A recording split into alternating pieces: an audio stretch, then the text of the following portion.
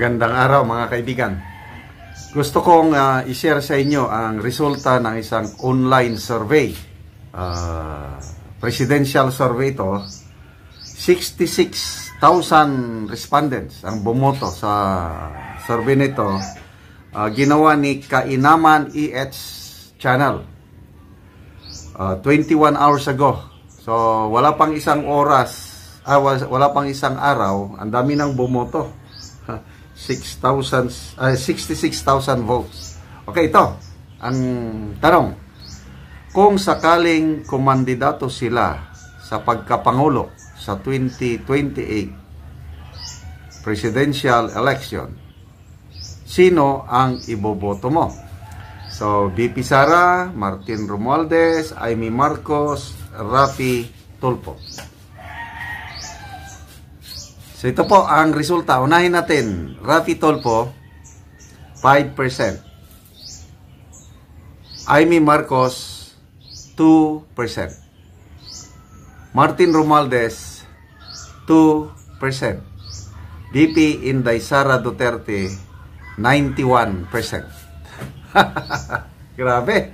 Halos 9 out of 10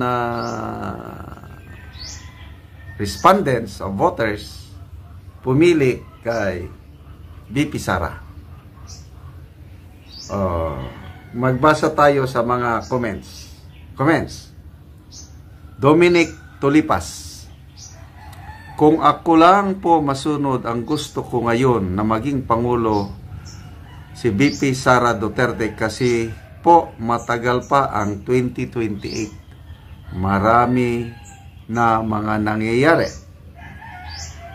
Si Lorna Ferguson, BP Sara is the best president ever. Si Cambalso Brimonte, noon gusto ko maging Pangulo kahit sino man sa mga Tulfo.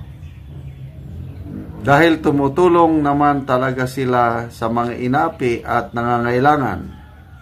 Pero mula nung kinain nila yung sarili nilang mga salita, nang dahil sa politika nawala na ang bilib ko sa kanila.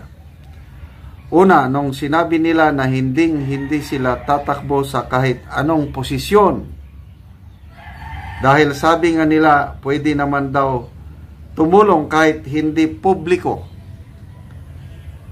Pangalawa, sabi nila ayaw nila sa political dynasty. Dahil kapag daw pamilya ang nasa posisyon, sigurado daw wala gagawin yan kundi mangurakot. Pero ano nangyari? Si Raffy Tulfo, senador, anak niya congressman ng Quezon City, asawa niya party list congresswoman, at ngayon pati mga kapatid niya na sina Ben Erwin tatakbo senador, ate nila na si Wanda tatakbo party list congresswomen. Pati mga pamangkin niya at staff sa programa ni Raffy Tulfo tatakbo din under party list. Kaya kahit kailan di ko iboboto ang mga yan. Isa lang dahilan, wala silang isang salita. Okay.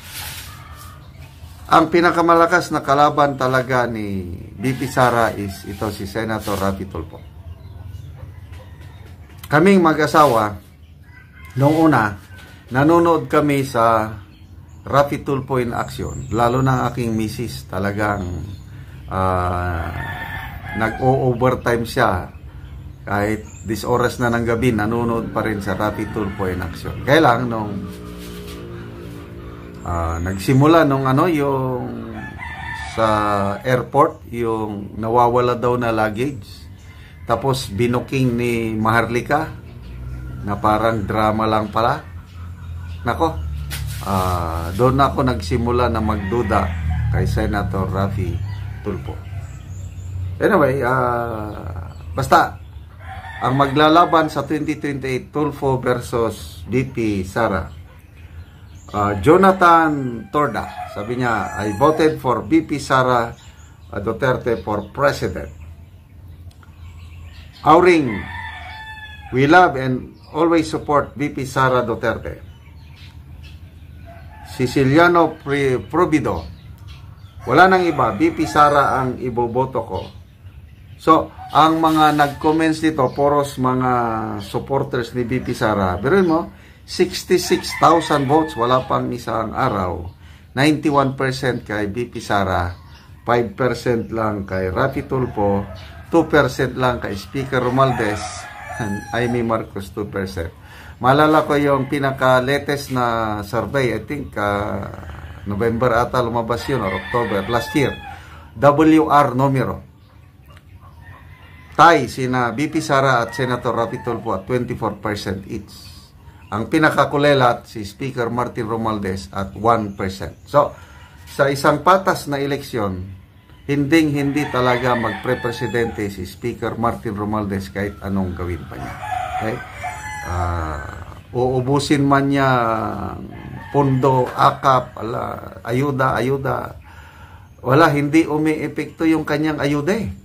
Wais na ang mga Pilipino ngayon, tatanggapin yung ayuda, tapos iboboto ang gusto nila. Kasi ang tao, pera namin yan. Bakit hindi namin tanggapin? Kaya lang kung tingin nila mabibili ang boto, palagay ko hindi na. Nag-iisip na ang Pilipino ngayon. Okay? So, wa effect ang mga ayuda ng mga kongresista.